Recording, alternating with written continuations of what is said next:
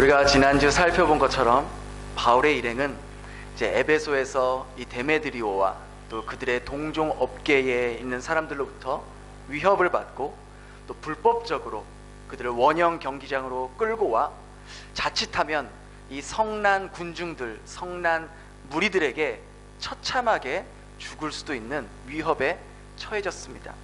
그런데 그때 생각지도 못하게 에베소의 서기장이 등장하게 되었고 또 그의 중재로 인해서 데메드리오와 그의 일당들이 하고 있는 그러한 모습들은 모두 불법적이며 이렇게 모여있는 것 자체가 불법 집회라고 선언하면서 그곳에 모인 군중들을 해산시켰습니다.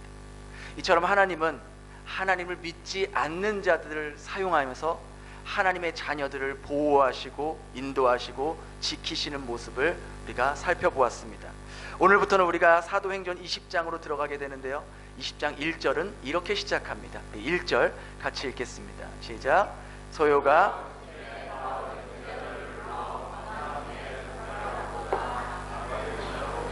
그렇게 한바탕 큰 소동이 일어난 후에 바울과 바울 일행은 이제 다음 행선지로 이동하게 됩니다. 바울의 다음 행선지는 바로 마케도니아였습니다. 이 마케도니아는 바울이 2차 전도 여행을 시작했던 빌립보, 데살로니가, 베레아 지역을 통틀어서 저 지도의 왼쪽 위쪽에 있는 그 지역이 바로 마케도니아 지역입니다. 2차 전도 여행 기간이 약 3년 정도 걸렸습니다. 그리고 이 바울이 에베소에서 사역한 지가 약 3년이 되었습니다. 그래서 통틀어 총 6년 만에 이제 바울은 자기가 처음으로 유럽 땅을 밟은 저 빌립보와 데살로니가, 베레아 지역을 다시 한번 돌아보면서 마케도니아 지역을 향하기 위해서 계획을 세웠습니다. 그렇게 마케도니아로 떠나기 전에 마지막으로 바울은 에베소에 있는 제자들을 한자리에 불러놓고 권면했습니다. 우리말로 번역된 이 권하다라는 단어는 바로 위로하고 격려하다라는 의미입니다. 비록 자기는 에베소를 떠나지만 내가 떠난 뒤에도 너희들이 흔들림 없이 끝까지 어려운 일이 있어도, 오늘 우리가 성가대가 찬양했던 것처럼 힘든 일이 있어도 감사하면서 그렇게 믿음을 끝까지 지켜나가라는 격려와 권면을 하고 작별 인사를 하고 떠나게 됩니다. 우리 2절 같이 읽겠습니다. 시작.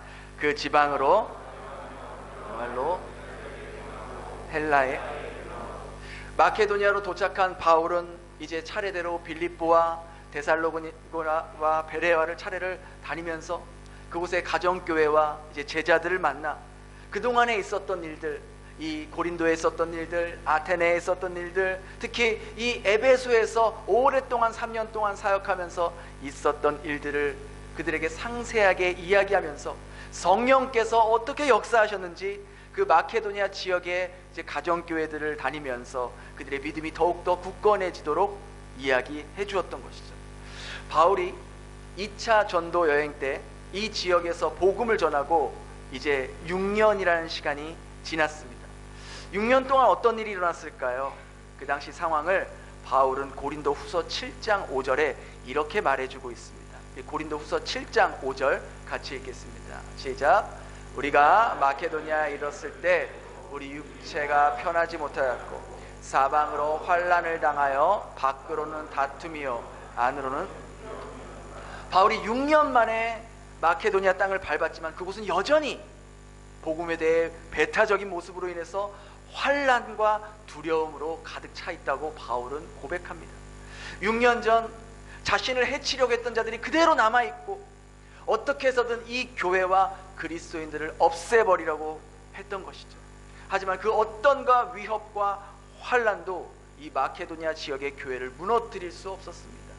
교회는 사람이 세운 조직이나 모임이 아닌 하나님께서 친히 세우시고 이끌어 가시는 곳이기 때문입니다. 그렇게 바울은 마케도니아 지역에 있는 성도들에게 지금 우리가 힘든 일이 없을 수는 없겠지만 끝까지 믿음을 지켜달라고, 우리와 함께 하시는 하나님은 저 세상에 있는 자들과 저들이 갖고 있는 것보다 비교할 수 없이 크신 하나님임을 기억하며 우리가 끝까지 예수의 증인의 삶을 살아가자라고 그렇게 권면했을 것입니다. 바울은 그렇게 마케도니아 지역을 차례로 다니면서 제자들을 만난 후에 또다시 발걸음을 옮겨서 이제 헬라로 건너갔습니다. 여기서 말하는 헬라는 바로 고린도를 말하는 겁니다. 3절에 보니까 바울은 고린도에서 석 달 동안 있으면서 제자들을 만나 그들의 믿음을 격려했다고 기록됩니다. 3개월 동안 고린도에 있으면서 바울이 거기서 휴식을 가진 것이 아니었습니다. 헬라어로 석 달 동안 있다라는 이 문장을 원어로 보면 3개월 동안 행했다, 일을 했다라는 의미를 가진 동사입니다. 바울은 3개월 동안 고린도 성도들에게 하나님 말씀을 가르치며 그들의 믿음이 예수 그리스도께 깊이 뿌리 내릴 수 있도록 섬김의 시간을 가졌던 것이죠. 그리고 바울은 이 고린도에서 3개월 동안 머무는 동안 바울의 서신서 중에 최고로 뽑힐 만큼, 아니 성경 66권 중에 성경 중에 성경으로 불리는 바로 이 로마서를 이 고린도에 3개월 동안 있는 동안 집필했을 것이라고 많은 성경학자들은 말하고 있습니다. 그 근거로 로마서 16장 23절에 보면 나와 온 교회를 돌보아주는 가이오도 너희에게 문안했다라고 했는데, 이 가이오가 고린도전서 1장 14절에 나온 바로 나는 그리스도와 가이오 외에는 아무에게도 침례를 베풀지 않았다라고 했던, 바울이 직접 침례를 주었던 그 인물이었습니다. 그래서 바울이 이 고린도에 머무는 그 3개월간 고린도 성도들을 섬기고 그들을 제자 훈련하고 양육하면서 또 틈틈이 바로 이 로마서를 집필했던 것이죠. 여러분, 고린도가 어떤 곳입니까? 고린도는요, 로마 지역 중에서도요 가장 성적으로 음란하고 타락한 도시가 바로 고린도였습니다.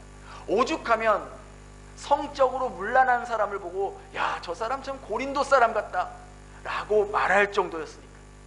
그런데 그런 타락의 도시, 음란의 도시, 그 고린도에서 바울은 도리어 복음의 핵심, 복음의 진수로 불려지는 로마서를 집필했던 것이죠. 바울은 안식년을 가지면서 편안하게 바다를 보면서 아무의 방해 없이, 누구의 간섭 없이 그런 환경에서 로마서를 쓴 게 아닙니다.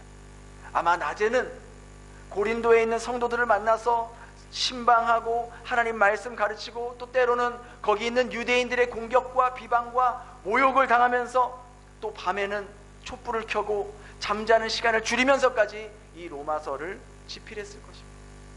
바울의 그 열정과 섬김, 행동, 그의 말, 또 그의 글이 영원하신 하나님 말씀인 성경이 되어 2000년까지 오늘날까지, 2000년이 지난 오늘날까지 셀 수 없이 수많은 사람들이 한 번도 보지 못한 예수님이 어떤 분인지를 알게 되고, 예수님을 믿는 사람들의 모습이 어떠해야 하는지를 가르쳐 주었으며, 무엇보다 우리에게 영생이 무엇인지, 구원이 무엇인지, 영원한 생명을, 그 구원을 어떻게 해야 얻을 수 있는지를 그의 서신서를 통해 분명하고도 똑똑하게 말해주고 있는 것이죠.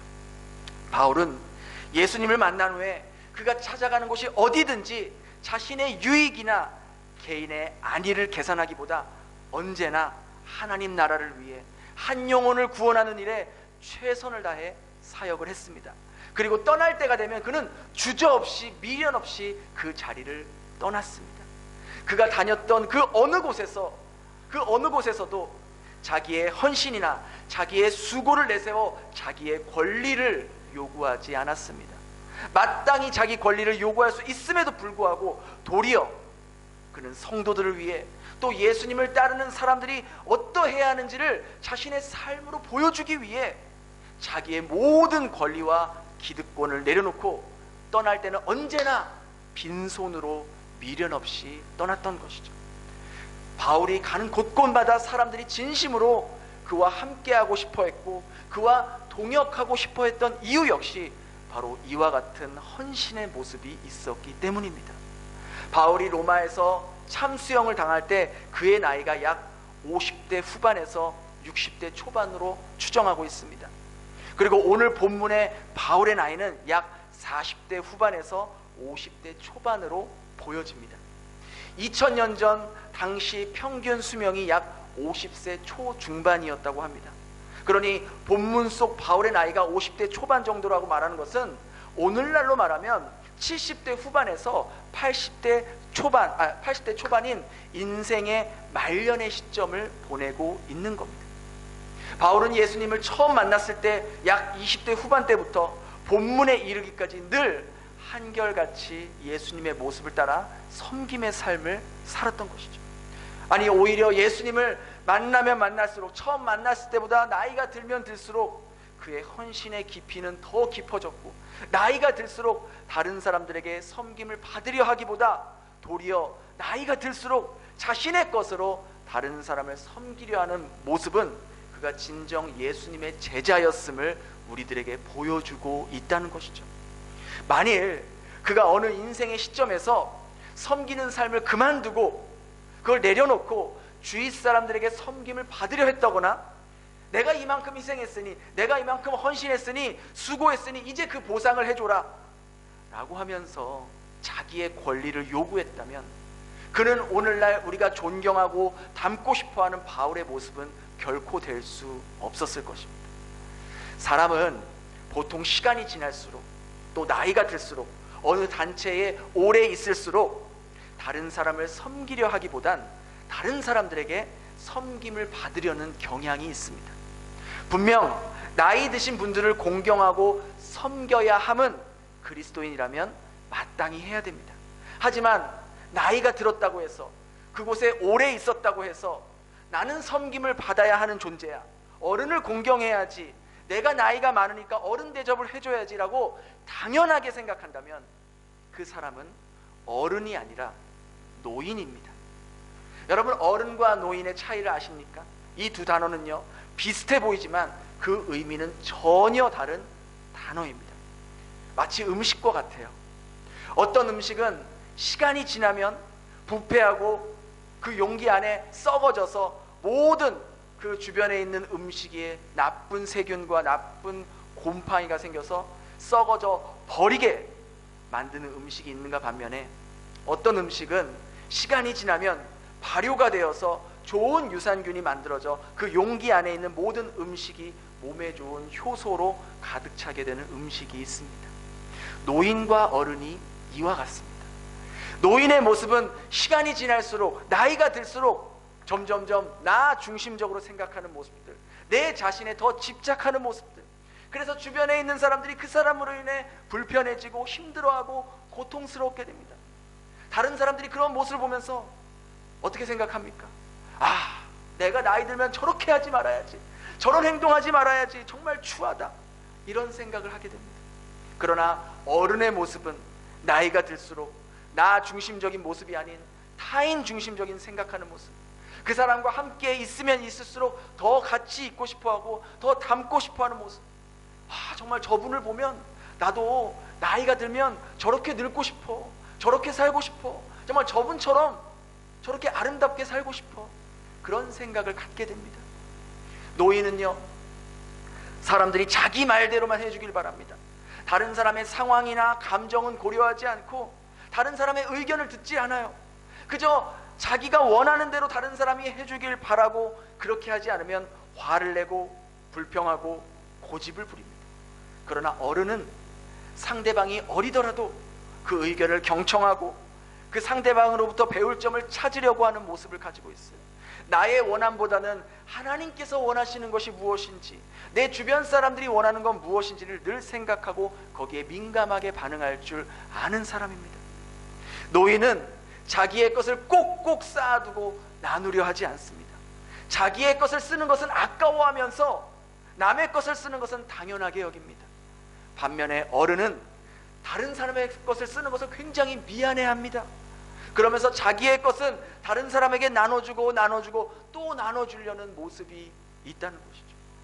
그런데 이런 노인의 모습도, 어른의 모습도 하루아침에 그냥 갑자기 그렇게 되는 것이 아닙니다. 젊었을 때부터 어떻게 살았는지에 따라 그 모습이 그대로 노인의 모습이든지 혹은 어른의 모습으로 이어지게 되어 있다는 것이죠. 고 이어령 교수님이 쓴 지성과 영성의 만남이라는 책 내용 중엔 이런 내용이 있습니다. 어른이 된다는 것은 다른 사람을 생각하는 마음을 키워가는 것입니다. 20대에 이해하지 못한 것을 30대에 이해하게 되고, 30대에 이해하지 못한 것을 50대, 60대에 이해하고 품게 되는 것입니다. 어른이 곁에 있으면 그분이 설령 병상에 누워 있어도 그 주인은 훈훈해집니다. 어른은 모두를 감싸고 덮어주고 자기 것으로 채워줍니다. 내가 속해 있는 가정에서, 회사에서, 교회에서, 일터에서 다른 사람을 섬기려 하기보다 섬김을 받고 싶어 하고 자기 의견대로만 해주길 바라며 나 중심적으로 생각하고 내 것을 나누기보다 꼭꼭 쌓아두려 하는 사람은 나이에 상관없이 모두 다 영적으로 노인의 모습을 가지고 있는 것입니다. 우리 남편분들, 가정에서 남편이라는 이유로, 가장이라는 이유로 집안일 아무것도 도와줘야 하지 않고 나는 회사에서 일하고 왔으니까 집에서 아무것도 안 하고 섬김을 받아야겠다, 그런 생각과 그런 모습이라면 그 사람은 나이에 상관없이 노인이라는 것입니다. 우리 아내분들, 집에서 남편의 생각이나 의견, 자녀들의 상황과 감정은 생각하지 않고 그저 내가 원하는 대로, 내 감정대로, 내 생각대로 가족 구성원들이 움직여줘야 한다는 마음을 가지고 있다면 그 사람 역시 나이에 상관없이 노인의 모습이라는 것이죠.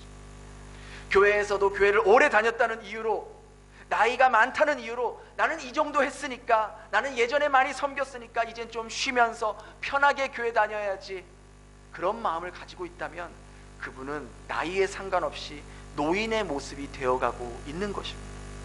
가정에서나 교회에서나 어떤 일을 할 때 다른 사람들이 내 방식대로만, 내가 편한 대로만, 내 의견대로만 해야 한다고 고집을 부린다면 그 사람도 나이에 상관없이 노인의 모습으로 변화되는 것입니다.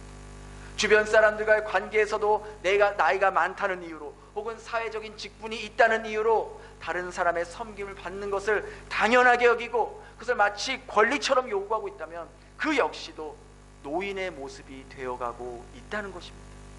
반대로 나이는 젊고 어리지만 늘 자신의 생각이나 의견보다 상대방의 의견에 경청하고 나 중심적이 아닌 주님 중심적으로, 타인 중심적으로 살아가며 자신의 시간과 물질과 건강과 에너지를 기쁨으로 나눠줄 수 있는 사람, 그 사람은 나이에 상관없이 비록 어리더라도 젊더라도 그 사람은 어른의 모습으로 살아가고 있다라는 것이죠. 여러분은 노인의 모습이 되어가고 있습니까? 아니면 어른의 모습이 되어가고 있습니까? 예수님을 정말로 사랑하는 사람은 나이가 들수록, 그리고 주님을 더 깊이 알아갈수록 오늘 본문의 사도 바울과 같이 자신의 전 일생을 주님을 위해, 교회를 위해, 한 영혼을 구원하기 위해 자신의 건강과 시간과 에너지, 심지어 목숨까지도 내어줄 수 있는 진정한 어른의 모습으로 변화되어 갈 것입니다. 왜 그럴까요? 바로 주님께서 나 같은 자를 이렇게 놀라운 방법으로 사랑해 주시고 나는 상상할 수 없는 신묘막측한 방법으로 나를 구원해 주셨다는 그 사실에 너무나 감격해서 감사한 마음으로 시간이 지날수록 더 많은 수고와 헌신과 섬김의 모습을 보이고도 나는 아무것도 아닙니다. 나는 주님 앞에 그저 무익한 종입니다. 주님께서 저에게 베푸신 은혜에 비하면 제가 하는 것은 아무것도 아닙니다 라는 고백을 진심으로 하게 된다라는 것이죠. 우리는 지금 사순절 기간을 보내고 있습니다. 사순절이란 우리가 영원한 지옥에 들어갈 수밖에 없는 존재였지만 우리를 사랑하시고 우리를 긍휼히 여기시고 우리를 불쌍히 여겨서 우리의 죄값을 대신 치러주시기 위해 하늘의 모든 권리를 포기하시고 낮고 낮은 이 땅에 오셔서 당신이 만드신 피조물들에게 조롱당하시고 멸시당하시고 고통당하시고 십자가에 죽임을 당한 그 사건을 더 깊이 기억하고 그 사랑과 그 희생과 그 헌신을 더욱더 말씀을 통해 묵상하며 보내는 절기입니다. 만일 주님께서 우리를 위해 이 땅에 내려오시지 않았다면, 나를 위해 십자가에 죽으시지 않으셨다면 우리는 오늘 이 자리에 한 사람도, 단 한 사람도 앉아 있을 수 없을 것입니다. 우리는 그 주님의 말도 안 되는, 우리의 이성으로는, 우리의 지성으로는 도저히 이해할 수 없는, 우리는 감히 따라할 수 없는, 흉내조차 낼 수 없는 측량할 수 없는 그 사랑과 그 섬김을 받은 존재들입니다. 그러한 주님의 섬김과 사랑을 받은 우리들이 그 주님을 나의 로드라고, 나의 주님이라고 믿고 산다고 하면서 정작 삶의 모습에서는 언제나 섬김을 받으려고만 한다면, 노인의 모습으로만 살아가려고 한다면, 그 사람은 노인을 잘 섬겨야 한다라고 가르친 공자의 제자일 수는 있어도 다른 사람을 섬기기 위해 목숨까지 내어놓으신 예수님의 제자라고 말할 수는 없을 것입니다. 여러분, 어른은 나이가 든다고 저절로 어른이 되는 것이 아닙니다. 지금 이 시간부터 섬김의 삶을 시작하는 사람만이 내일도, 모레도, 한 달 후에도, 1년 후에도, 10년 후에도, 나이가 들어서도 계속해서 한결같이 다른 사람을 섬기는 진정한 예수의 제자의 모습으로 삶의 마침표를 찍을 수 있게 될 것입니다. 이처럼 바울은 다메섹에서 주님을 만난 후부터 수많은 살해 위협과 고통과 고뇌와 심리적인 압박, 사람들과의 수많은 갈등과 관계 속에서 그는 늘 노인의 모습이 아닌 어른의 모습으로 선택했고, 그렇게 청년의 시기를 보냈고, 중년의 시기를 보냈고, 또 노년의 시기를 보냈던 것입니다. 그리고 하나님께서 그런 그의 삶을, 그의 말을, 그의 행동을, 그의 글을 영원히 사라지지 않는 하나님의 말씀이라는 성경으로 덧입혀 주시고, 오늘날도 우리와 동일한 육신을 가진 인간으로서 수많은 사람들에게 예수님을 만나게 해주는 구원의 통로가 되었고, 그리스도인이라면 어떻게 인생을 살아야 되는지에 대한 본이 되어준 2000년이 지난 오늘날까지도 우리들의 가슴 속에 살아있는 주님의 제자로 남아있게 되었다는 것이죠. 우리가 인생을 살다가 보면 지금 내가 하고 있는 일을 내려놓아야 할 때가 있을 것입니다. 회사에서 은퇴를 할 때도 있을 것입니다. 어쩔 수 없이 내가 지금 하고 있는 일을 다 정리해야 될 때가 있을 것입니다. 하지만 그리스도인의 섬김에는 은퇴도 정리도 내려놓는 것도 없는 것입니다. 그리스도의 섬김은 자신의 호흡이 코끝에서 멈춰지는 순간까지 지속되어야 한다라는 것이죠. 어른의 모습은 아무 말도 하지 않더라도 그와 함께 있는 것 자체만으로 다른 사람에게 따뜻한 분위기를 만들어주고 용기가 되고 힘이 될 수 있는 존재입니다. 눈빛만으로도, 쳐다보는 것만으로도 다른 사람에게 용기가 되고 힘이 되고 말 한마디에 그 주변의 분위기를 따뜻하게 만들어줄 수 있는 존재가 된다는 것이죠. 그런 관점에서 저는 여러분들과 함께 교회를 세워나가며 정말 참으로 행복한 목사라는 것을 종종 느낍니다.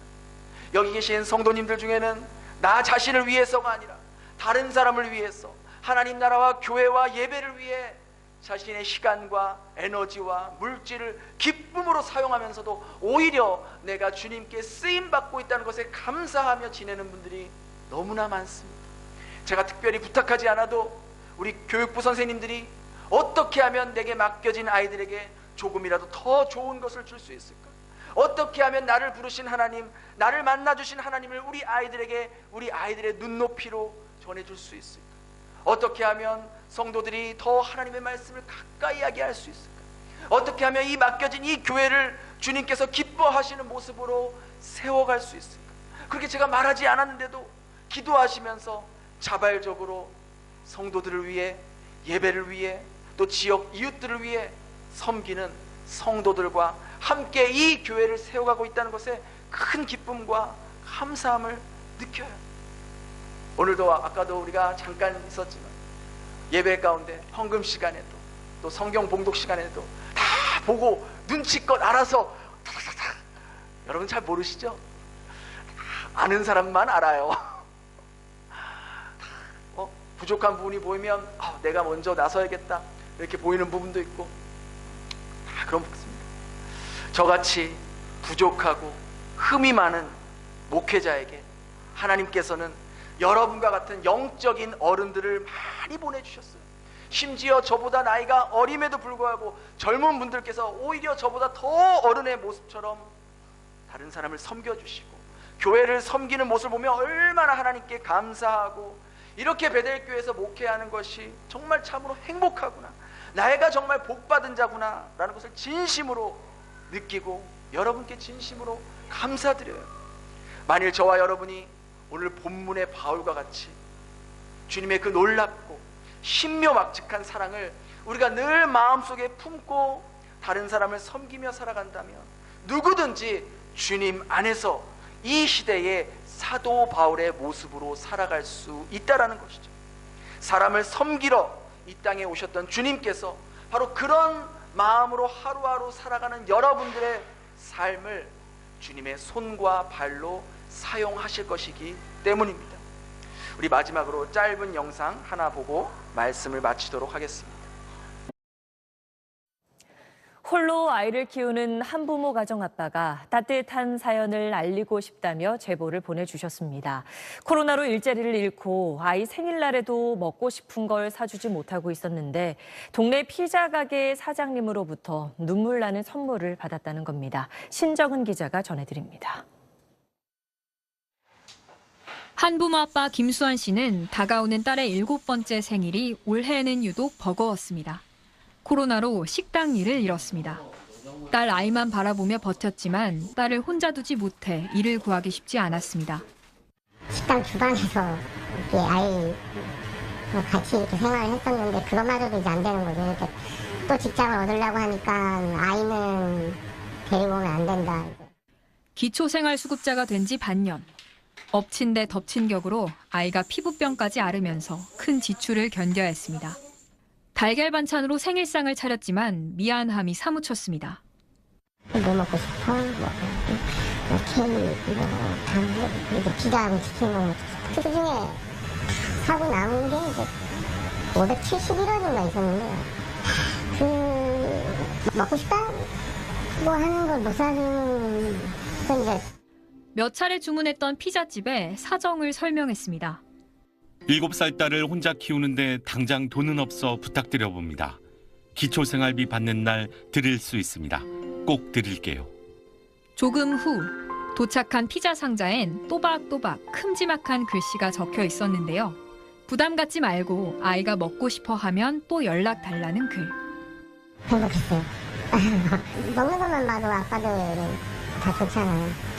울컥했어요. 그 다음에 평생 아마 기억에 남는 일이 저한테는 이제 발생한 거고 열심히 살아야 되니까. 피자집 사장님을 만나면 꼭 전해달라고 아이는 취재진에 그림 선물을 챙겨줬습니다. 피자 상자에 따뜻한 글귀를 남긴 사장님은 32살 청년이었습니다. 황진성 씨는 더 챙겨주지 못해 아쉬웠다고 합니다. 맛있게 해주자. 뭐라도 더 치즈라도 넣어주면 좋지 않겠냐. 부담 덜어주고자 전표에다가 그냥 결제 완료라고 쓰고 저는 이게 되게 크다고도 생각을 안 했었었고. 코로나로 사정이 어려워진 건 황 씨도 마찬가지. 그럼에도 아빠와 딸에게 꼭 힘내달라는 마음을 전했습니다. 항상 건강하셨으면 좋겠고 어려운 시기에 다 같이 이렇게 힘냈으면 좋겠고 따님이 드시고 싶으시면은 연락 주셨으면 좋겠어요. 그냥 또. 저희가 사실 미션을 갖고 왔어요. 따님이 이렇게 그림을 그려서 이런 게 처음 받아가지고 오히려 이렇게 해주시니까 제가 더 저도 너무 뿌듯해요. 제가 더 감사하고 그냥 몸둘 바를 모르겠네요. 이게 SBS 신정은입니다. 여러분, 섬김이라는 것은 거창하고 뭐 우리가 할 수 없는 것을 해야 되는 그런 것이 아닙니다. 영상에서 보셨듯이 주님께서 우리를 보내신 가정에서, 보내신 일터에서, 보내신 교회에서, 사람들과의 관계 속에서 내가 할 수 있는 범위 안에서 주님을 생각하고 다른 사람 생각하며 할 수 있는 행동, 그것이 바로 주님이 원하시는 섬김입니다. 그리고 그 작은 섬김은 성령의 바람으로 인하여 선한 나비 효과를 일으켜 계속해서 여러분의 삶을 통해 아름다운 주님의 향기가 더 멀리, 더 많이, 더 깊이 퍼져나가게 될 것입니다. 이번 한 주도 하나님께서 보내신 삶의 자리에서 여러분이 영적인 어른의 모습으로 살아갈 수 있는 저와 여러분 될 수 있기를 예수님 이름으로 축원합니다. 우리 이 시간 찬양하면서 또 함께 기도하는 시간 갖도록 하겠습니다.